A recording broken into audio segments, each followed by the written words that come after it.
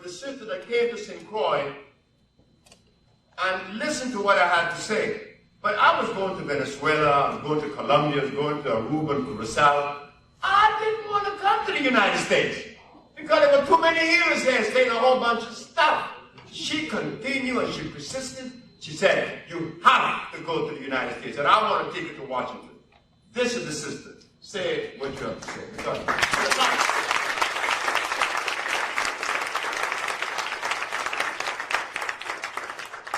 you.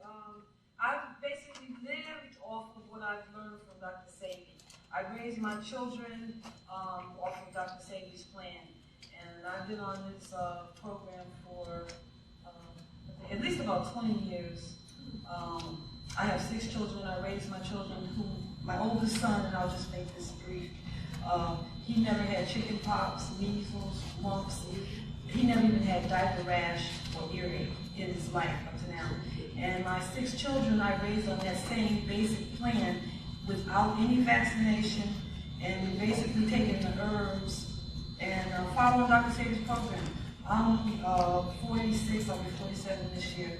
And I'm just so happy to come back into Dr. Sebi's life again, because I will be working with him.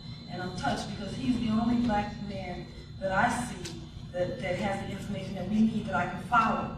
And I know that it's real because I've lived it. I have a girlfriend whose daughter was blind, and she was cured of blindness. Wow.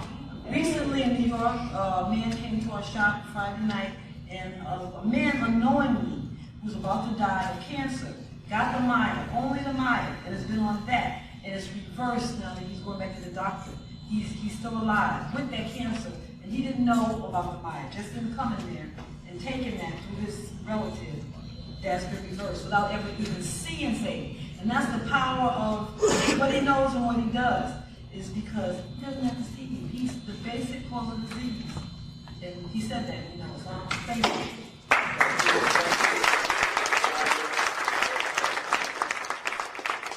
She brought a lot of happiness to my life. A lot of happiness. When I came to the warehouse, there was Adisa, there was Kumbahar, and there was Jamaica Joe. He's in the audience now too. And there was a whole bunch. And who else? Ashuftabar was one too. But look, what I have to say will take a few more minutes and is the culmination of this thing.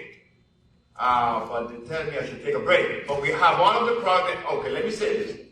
She talked about the Maya. I have to say this. She talked about the Maya.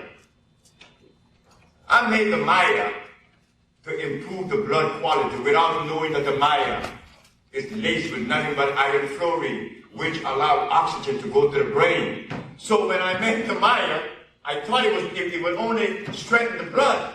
But people was coming back saying, hey, but my thyroid gland problem is gone. Yes.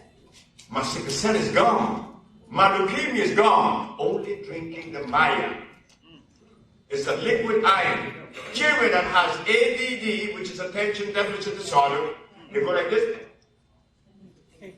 At 5 o'clock in the evening, bringing the child to me at 9 o'clock. At 5 o'clock in the evening is the coolest dude in the house.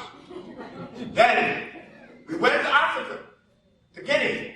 Traveled between Sierra Leone, Guinea, and Senegal. Same tribe, the Fula. They teach me a lot about herbs. I put the African formula together. Brothers and sisters, I have never done anything in my life that made me feel so good. And my mother, I used her as the guinea pig. My mama said, what are you giving me now? I said, this is new, Mom. So I went to see her about 3 days later, and this is my mom. I said, Mom, how you doing? She said, I don't know. And she said, he ain't dead. But she's washing walls. So I want to say this, that between the Maya and that African formula, you will really love me.